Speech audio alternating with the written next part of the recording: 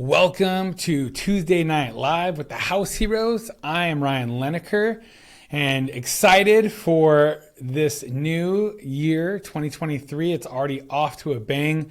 Been showing homes. The traffic at open houses has been absolutely nuts. So I know you guys probably are trying to get back in the swing of things, working that whole new year, new you and all that kind of stuff, out at the gym, back to work, just slogging through the grind, trying to, remember why we work so hard. But anyways, thank you guys for joining us tonight.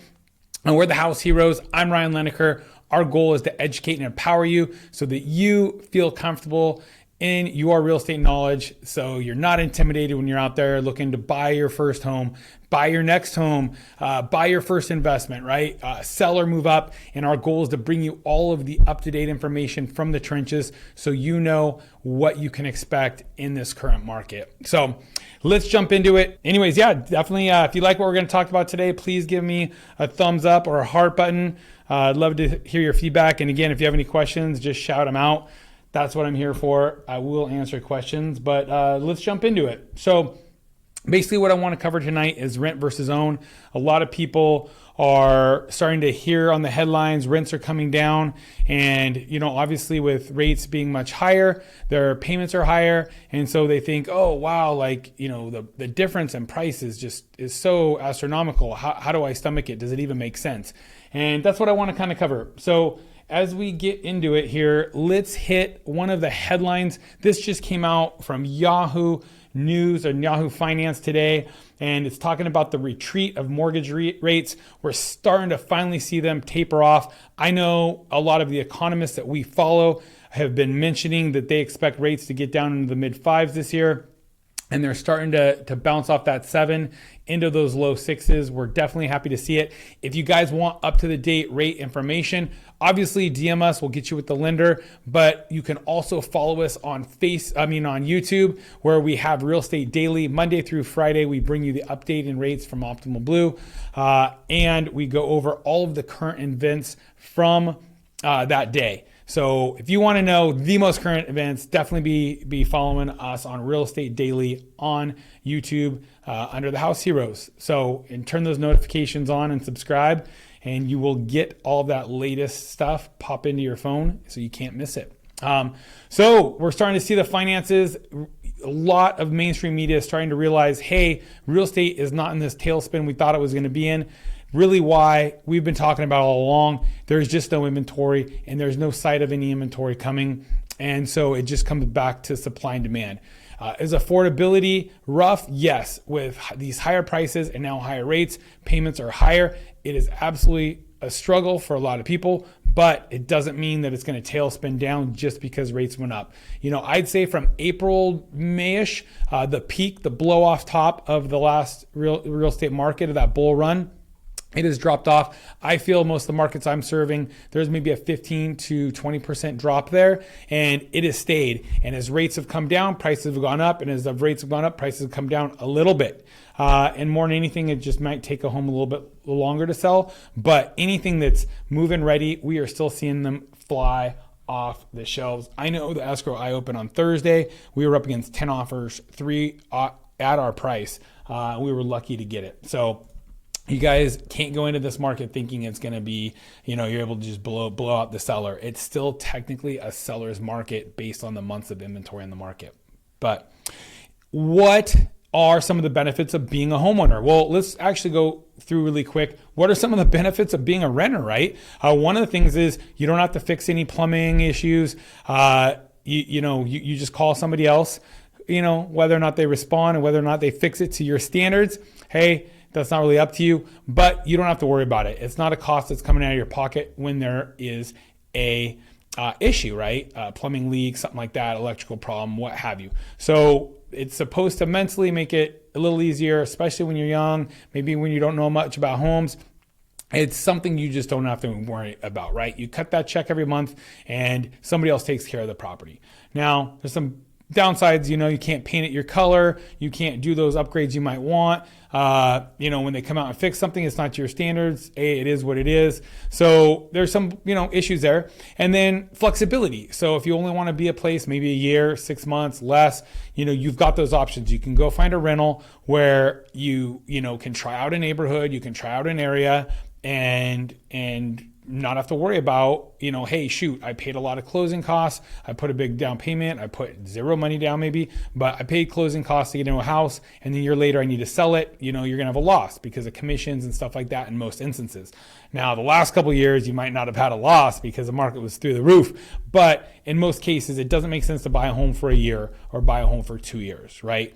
So we'll kind of go through where is that payoff to buy a home. But one of the biggest benefits for renting is where you have that flexibility of moving around a little bit more. A lot of rentals now, they're building them right around city centers. So you might have your local Starbucks down there, local bar, whatever. So, you've got maybe your swimming pool at the top floor. You got some cool, amenities and stuff like that. Maybe a concierge, maybe valet, maybe on-site cleaning. You might have those. Now you're going to be paying for them, but a lot of people like that, especially when they're a little bit younger and out and about a little bit more, right? So those are some of the benefits of renting, right? But let's cover really why for most people, the owning a home is financially better than renting. Really at the end of the day, whether you rent or buy, you're going to have to pay to occupy. So this means if you continue to rent, you're going to be adding to the wealth of your landlord. So once you kind of decided, hey, I'm going to be kind of staying here for a while, or hey, I really want to think about my future and my net worth, and you're done here and the rent's due, a call there. It's a lot better to really look at buying a home and seeing if that's for you. So really, if you think about it, if you pay $3,000 a month in rent, right, which is very, very easy for a house here in SoCal, right, you'll be paying $1.7 million in rent over 30 years. And that's assuming just a small annual 3% increase. We'll go into some of the slides. If you Google it, the average annual increase right now for roughly the 10 to 30 year period, they're averaging between 3.5 to 3.8% rental increases per year on average. So it could be a lot more than that you're paying if you're starting out at a $3,000 a month place. And most people that start out at $3,000 a month place, their goal is to go to a bigger house down the road anyways, right? So this could be millions of dollars that you're dumping, just flushing down the toilet and paying to your landlord's, net wealth and his family's, legacy wealth. So the difference is when you buy real estate, though, you're going to acquire a bundle of rights, meaning that you have the right to occupy the home, you have the right to rent it out, give it away, do nothing with the property. The choice is yours, but you have this bundle of rights. And that's one of the beauties of being a landlord is all of the rights that come with that house. So you might be able to might choose to make updates and improvements to the house to add to your personal wealth. And that's another just big jump. And so, going back to the at national appreciation values. So appreciation values average around 3.5 to 3.8% per year in the capital gain, the gain on your home, right? So the appreciation value, how much your home appreciates on average in that 10 to 30 year span is roughly 3.5 to 3.8%. Now, what's interesting about that, in quarter 3 of 2022, the average U.S. home price was $454,900. And a couple quarters earlier, quarter 1 of 2022, the annual appreciation hit 60 grand. So if you had an average home price in 2021, you made 60 grand in net worth. It was absolutely astronomical. Now we're not expecting to see those. We're expecting to see things get back down to that flat line, maybe a slower 3% growth. If you follow us here, we have that chart on. I think they're expecting somewhere between a 3 and 5% growth this next year. If you look at the average of the top 8 economists that really get in and dive on real estate. But yeah, that's just absolutely nuts. So, and then over time you might choose to, move up, right? You might rent out your starter home as a rental to have somebody else continue to pay your mortgage and build your wealth. And then you move up and buy the larger home. And that's really key. I have a client, we're doing that right now. I'm super excited for him.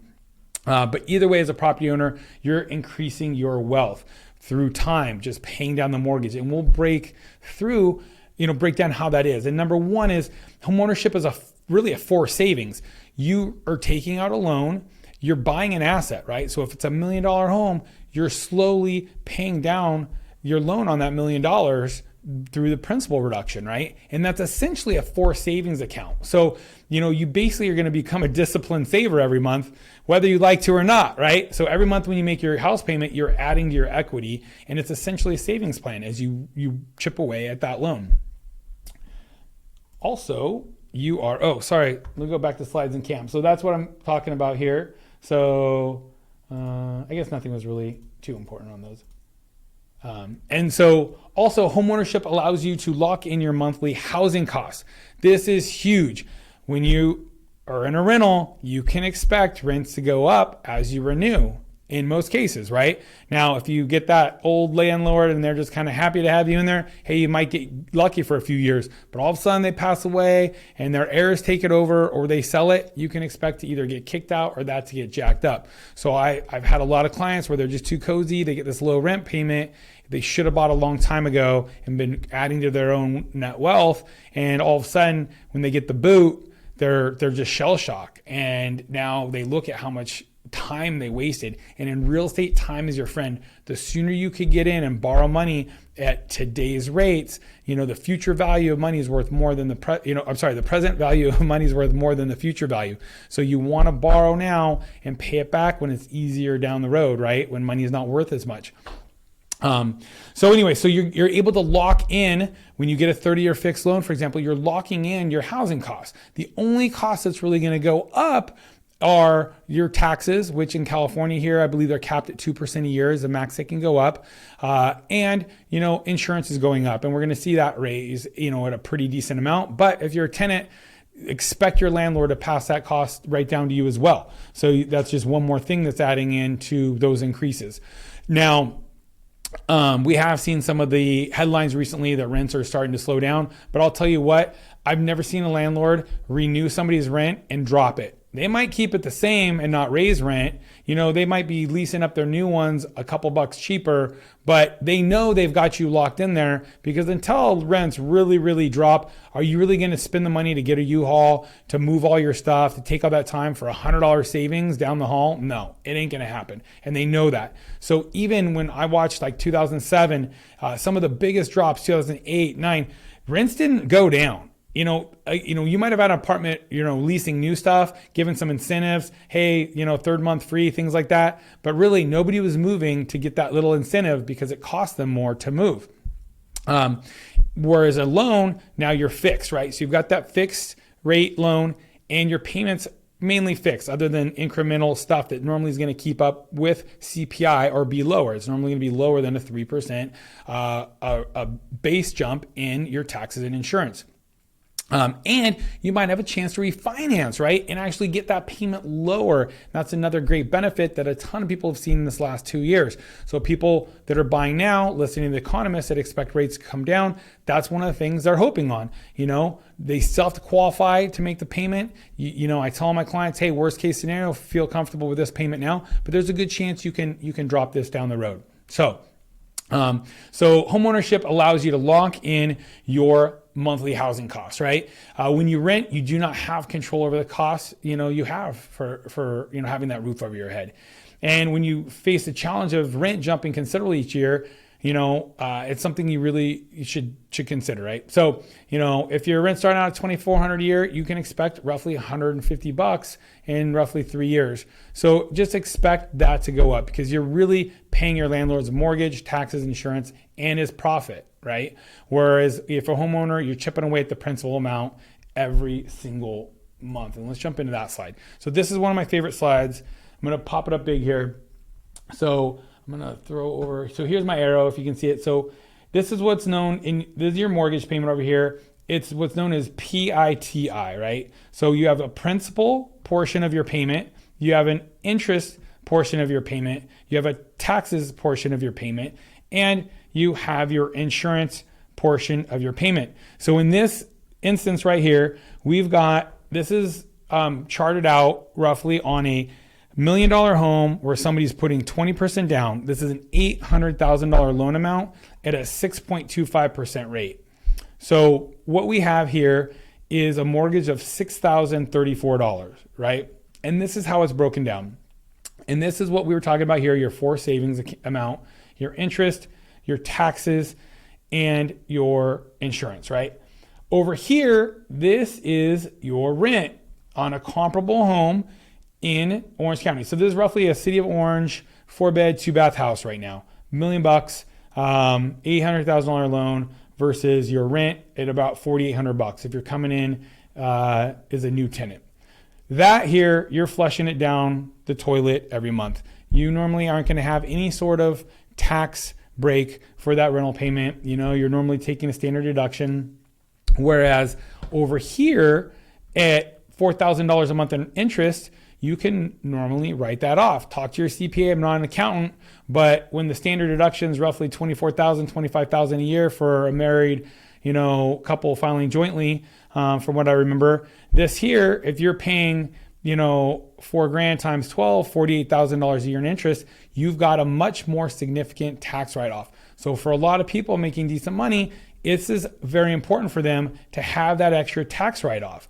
And so when you really look at it, you've got $4,800 being completely flushed down the toilet versus possibly an extra $20,000 in tax write-offs you might get here, depending on your level. I mean, hey, if you're at a 25% bracket, that could maybe get you an extra $5,000 a year. When you really take that over and look at this payment, maybe it chips your payment, $400 less when you actually take in your tax savings, right? So maybe you look at this as maybe now we're at $5,600 and you go, oh, and actually we got a $759 we're really paying to ourselves, right? We're paying down this loan.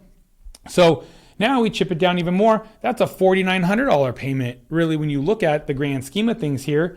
So at $4,900 versus $4,800, for most people, it actually makes sense to absolutely buy a home right now. But they think, oh, renting's less. No, renting will go up. It will go up a lot faster and a lot higher. And you'll be paying, in this ballpark here, right? You're going to be paying millions of dollars to somebody else. And that is absolutely a lost chance to become financially independent and set yourself up. We've talked about it before. The average homeowner has, a net wealth of, well over $100,000, and the average tenant has a average wealth of like 10 grand. It's absolutely astronomical, the difference. And this is why. It's because of this principal payment over here, this forced savings, and then capital appreciation. So while you're paying that balance of what you borrowed down, that home's value is growing, and that is your equity, and that is what builds wealth, because eventually you'll be paying it off, and you can, or maybe you don't, maybe you keep, maybe you go and get a refinance, pull cash out and do another investment. Maybe you go get a rental, right? And there's just so many ways that you can use that equity to set yourself up for the future. So this is kind of the year over year percentage change of rental rates, right? So rental rates normally in excess of 7% are not sustainable, but we see it from time to time. Up here in 2002-3, it's like 14%. We saw some pretty good jumps. We were kind of hovering in the 4 or 5% range. I read a report that the average rent increase in Orange County, I think it was 8.9%. Most of what we expect is 5% or less, somewhere in that 3 to 5% range. So we're starting to see stuff come down here a bit. But as you can see, what I like on this chart is only 2 times did rents really go down in the late 90s. And we're talking a 2% drop. That's nothing. That's peanuts. And again, mainly where that's seen are people leasing new. Hey, last year, they charged $3,000. Now we're at $2,950. Great, right? And then we saw a decent drop to 2% here in 2009 to 10, right? And again, I never dropped any of my tenants renting that. And if anything, I was actually raising them through there. So because there was so much demand for rentals because people were losing their house still for foreclosure. So there was really a lot of demand still in housing in that area. So you got to remember there's always a trade-off.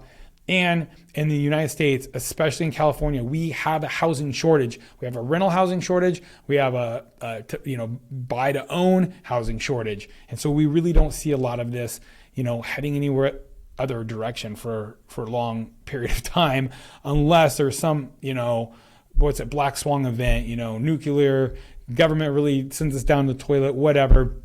If you look at past charts and then what we're seeing for data for inventory coming on the market and stuff like that, there just doesn't seem to be any diversion from the trend we're on right now. So anyway, so then also what we talked about, obviously I'm not a CPA, talk to your tax professional, talk to your financial manager, talk to your lawyer.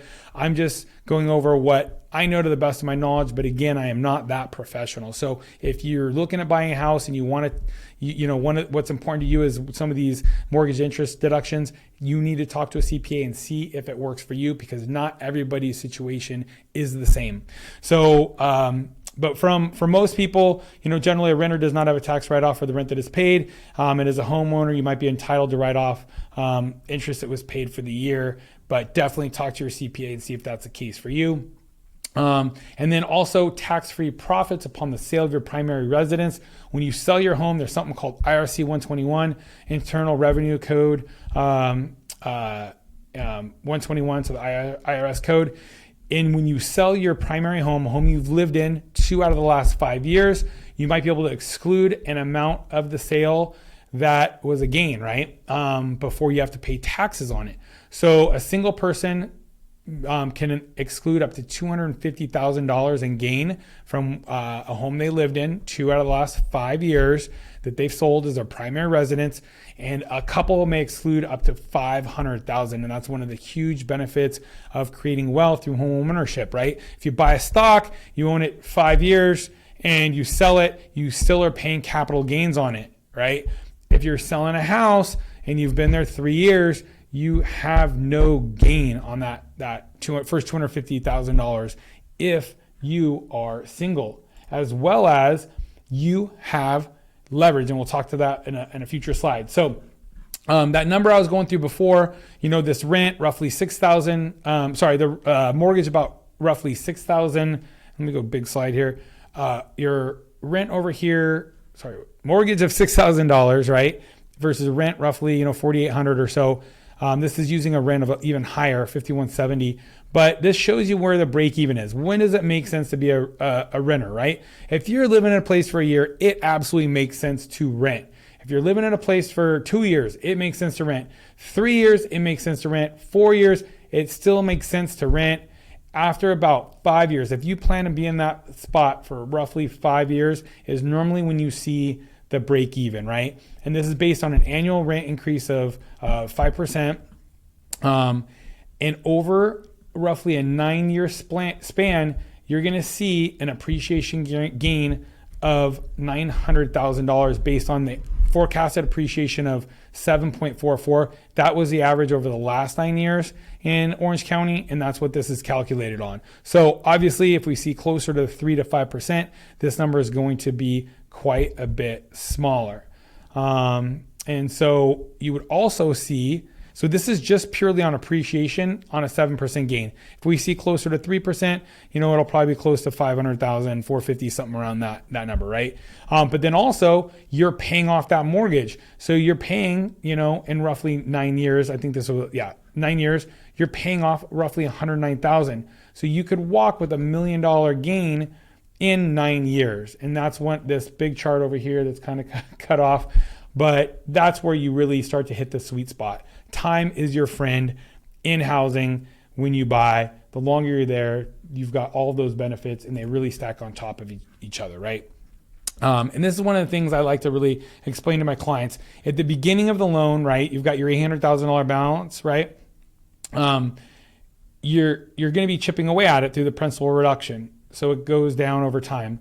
And then the interest paid, you're paying the largest amount of interest payment at the beginning, right? So you're going to see at some point in time what you're paying in interest versus your loan amount. Your loan balance is going to go down, and your interest payment is going to go, your loan. So basically let me see. I actually don't like this chart now I think about it. So what happens over time is, like I showed you, that principal payment portion at the beginning of your loan is very small and the interest is very big. Those actually go and they drop. You start to pay more principal and less interest over the life of your loan. And at some point in time, those two hit a chart where at the beginning, the majority of your payment, like I said, is going to interest. And at the end, it's actually all going towards principal. So I like to see those lines kind of crossed and do a divergence. And that's why in that roughly 15-year mark for most people, somewhere between the 12 and 15-year mark, you're going to see that you're actually paying right in here, you're paying about equal. And at some point, your majority of your payment is all principal. And that's when you really start chipping away at your mortgage. And that's why it doesn't make sense to take a lot of those refinances as you get later term of your loan, because you're just paying costs and fees and extending out and paying more interest again. But yeah, and so here, actually, let me go to this other chart. This might show it a little bit better. And this kind of shows basically here's like your initial principal, like we talked about on the chart, $759, interest of $4,200. It just chips away every month. In your principal, you start paying more towards principal and less towards interest. And eventually they'll flip flop and your last payment's going to be all, probably roughly $4,200 in principal and only a couple $100 interest on that last payment. So that's kind of how it works. Amortization schedule. If you have questions about any of this, please message me, comment, DM us, and we will absolutely give you a breakdown. This whole chart, I can do a custom one for you, based on what you're paying for rent now, what the mortgages you're looking for, what the current rates are. And then we can also talk to a CPA and see what makes the most sense for you on the tax side of stuff. But what's up? I just want to do a couple shout outs. What's up, Dr. Amber? What's up, CJ? What's up, JC? Thank you guys for joining. What's up, Tanisha? If you guys have any questions, hit me up. And so here's another good chart. It kind of goes through, like I said, the first year, it absolutely makes sense to rent. If you bought and sold, you'd be dropping like 30 grand in costs. Year two, okay, you're gonna have a little bit of a net gain owning a home, then a little bit more, a little bit more, a little bit more, and a little bit more. And that's where you hit that sweet spot over in year 9.